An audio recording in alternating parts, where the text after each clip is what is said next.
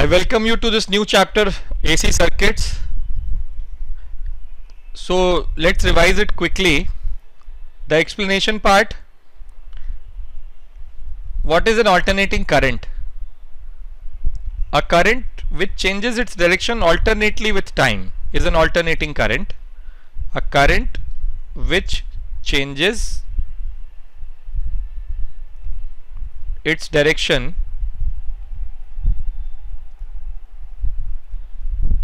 alternately with time. ये अगर time का एक्सिस है और ये करंट है तो ये ऑल्टरनेटिंग करंट कहलाएगा. ठीक है. एसी जनरेटर कैसा होता है? एसी जनरेटर, इसमें क्या क्या होता है?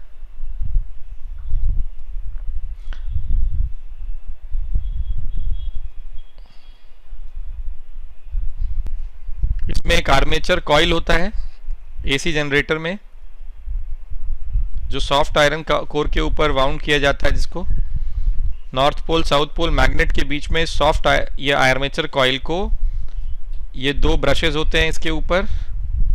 ठीक है. These are graphite brushes which are meant to make contact. ये स्लिप रिंग्स होते हैं C1 C2. These are slip rings and these are brushes. Right. इनको हम कनेक्ट करते हैं लोड रेजिस्टेंस के cross RL. These are called brushes. ठीक है. और यहां पर मैग्नेटिक फील्ड रहता है north pole to south pole. Initially angle between B and A is 0. तो फ्लक्स फाई जो होता है, जो कि B डॉट A होता है, ठीक है, इसमें एंगल 0 होता है इसमें. और जब हम EMF लिखते हैं, EMF इंड्यूस्ड, ये हो जाता है -d∅/dt. तो जब इस आर्मेचर कॉइल को हम ओमेगा एंगुलर वेलोसिटी से घुमाने लगते हैं तो फ्लक्स आ गया BA cos ओमेगा t. ठीक. तो -d∅/dt क्या हो जाएगा? BA omega sin omega t. तो ये एक साइनोसॉइडल EMF इंड्यूस हुआ जो कि ऑल्टरनेटिंग है, ऑल्टरनेटिंग EMF बना. और इससे जो करंट बनेगा E induced will be upon R is I induced, और ये आएगा BA omega R sine omega t. ये जो टर्म आता है इसको हम पीक करंट बोलते हैं I0, और इसको हम बोलते हैं E0 peak EMF.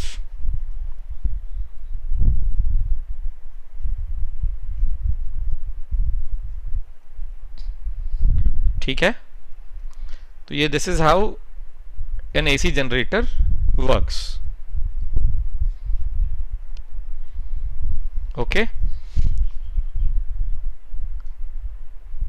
Now comes alternating current. Sinusoidal current होता है. इसमें हम देखते हैं कि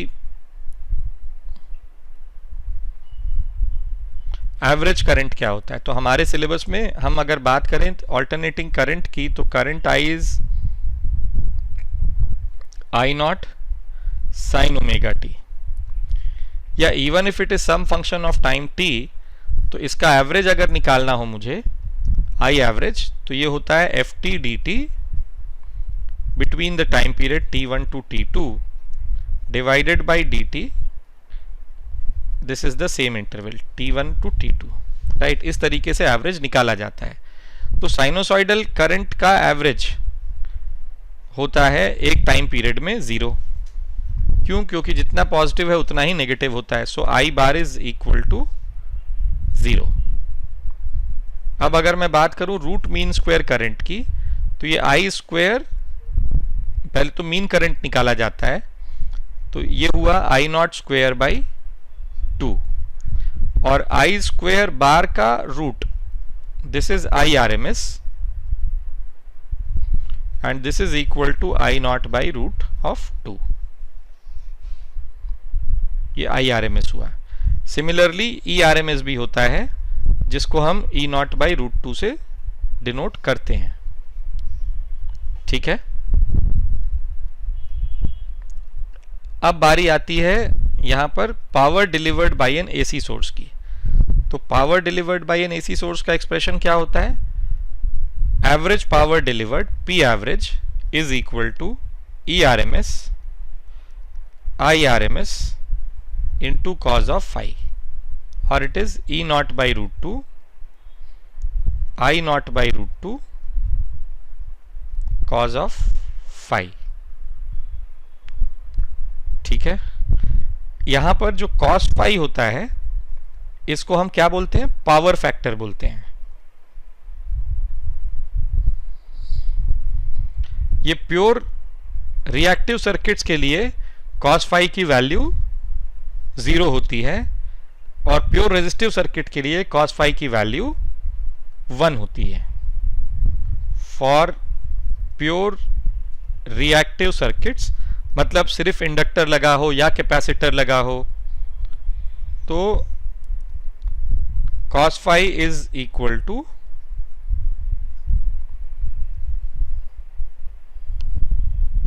zero, and for pure resistive circuit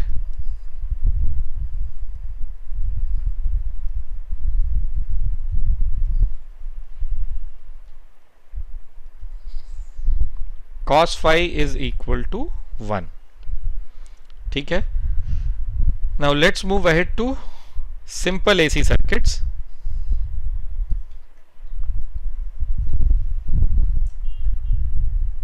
simple AC circuits में ओनली रेजिस्टिव की बात करते हैं.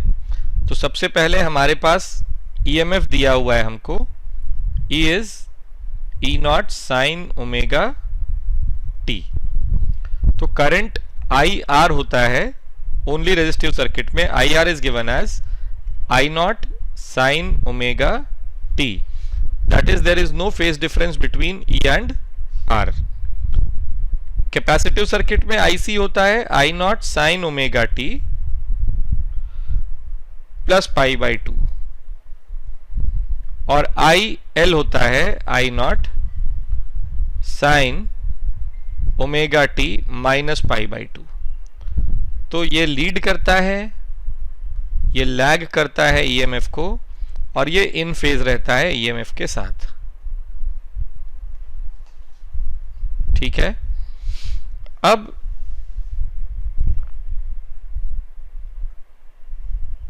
जब हम इसको डायग्राम में ड्रॉ करेंगे तो सपोज करिए इस तरफ EMF है, along x एक्सिस मैंने EMF को लिखा है, तो इसी डायरेक्शन में IR भी आएगा और यहां पर IC आएगा because IC is leading the EMF और इधर आएगा IL current across the inductor. ठीक है.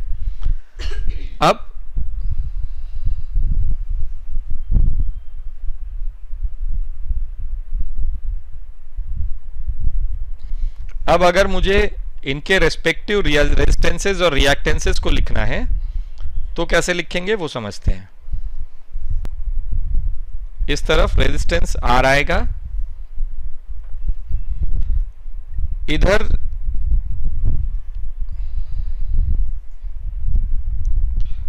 रिएक्टेंस XC आएगा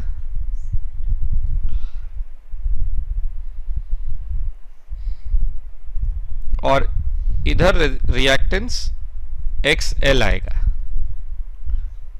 ठीक है. अब इनका इक्विवेलेंट अगर मुझे बनाना है तो सपोज करिए XL is greater than XC है तो वेक्टर एडिशन करिए इसका. ये आया XL माइनस XC और फिर इस XL माइनस XC का रिजल्टेंट निकालिए. So this will be Z and this is phi. ठीक है. Z is called the impedance.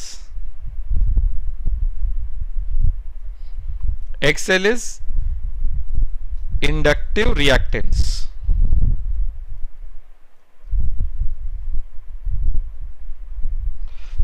XC is capacitive reactance.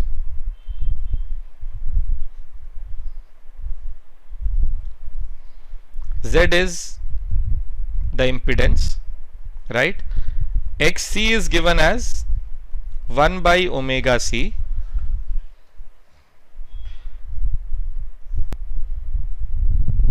XL is given as omega L,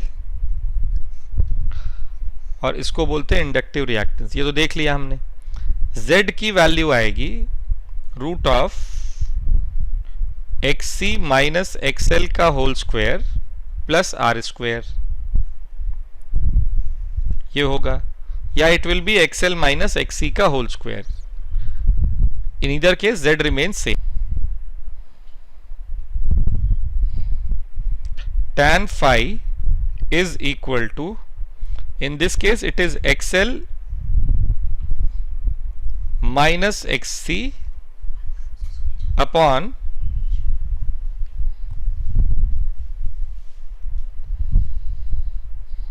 in this case it is XL minus XC upon R when XL is greater than XC। तो phi की value हो जाएगी tan inverse of XL minus XC by R। ठीक है, so this is all about the impedance and the reactance, the resistance and the phase difference between the current and the EMF। अब आपको यह ध्यान रखना है कि जिस तरफ आपने Z लिखा हुआ है उसी डायरेक्शन में करंट भी रिजल्टेंट आएगा।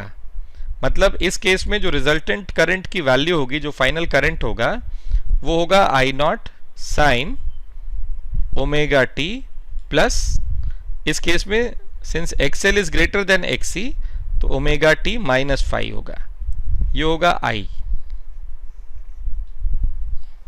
ठीक है, तो ये आप लोगों को ध्यान रखना है। तो सीरीज LCR सर्किट भी, ये जो इम्पीडेंस की बात मैं कर रहा था, ये सीरीज LCR सर्किट की थी। ये L है, ये R है, ये C है, और ये हमने यहाँ पर बैटरी लगा दी। तो ये EMF, ये L, ये R, ये C। अब अगर मैंने EMF दे रखा है, this is an alternating EMF, तो यहाँ पर हमको ऐसा लिखना पड़ेगा। ठीक है, तो EMF is E nought sine omega t, ये है अगर, तो current I will be E nought by Z sine of, इधर it will be omega t plus minus phi. If XC is greater than XL, then it is plus phi. If XL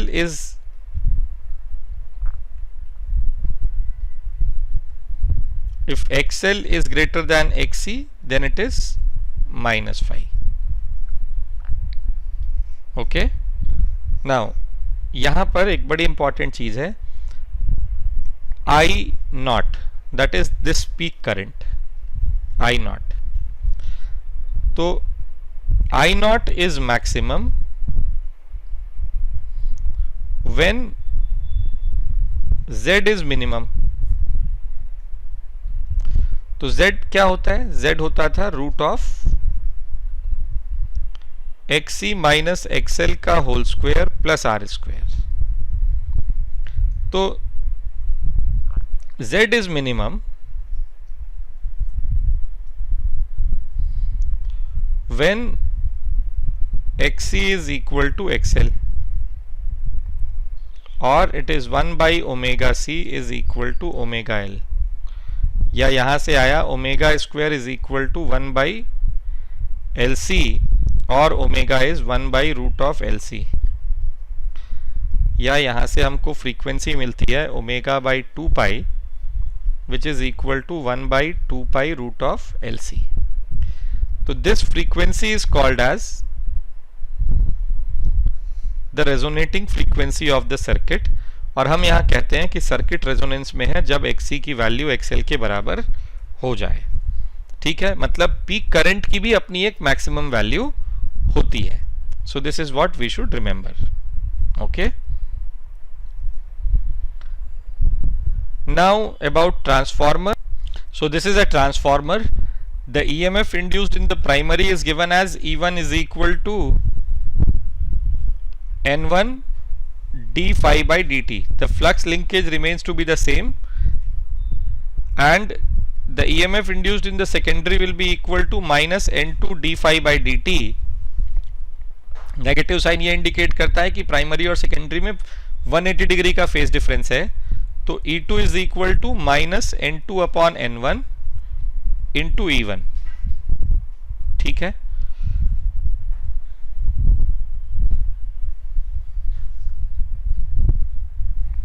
and also I2 is equal to minus N1 by N2 into I1. ये I1 I2 और E1 E2 का relation होता है, क्योंकि हम ये मानते हैं कि पावर ट्रांसफर हो रहा है E1 I1 is equal to E2 I2, और पावर का ये जो ट्रांसफर है ये बिना किसी लॉस के हो रहा है, इसलिए हम ऐसा समझते हैं. ठीक है, efficiency of a transformer is given as eta, and this is equal to output power upon input power.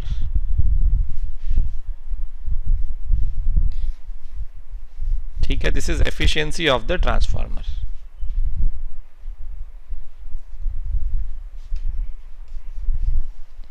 तो ये ध्यान रखना है. ठीक है, यहां हमने इस चैप्टर को रिवाइज कर लिया पूरी तरीके से. मैं फिर से कहता हूं कि ये हमने क्विक रिवीजन किया हुआ है. ठीक है, फॉर्मूलेज और बेसिक कॉन्सेप्ट्स हमने रिवाइज किए हैं. आप लोगों को ज़्यादा डिटेल में पढ़ना है तो इसके वीडियो लेक्चर्स हैं. ठीक है, so that's all for this chapter. Thank you so much. we'll meet again in the next lecture. Till then, goodbye, keep practicing.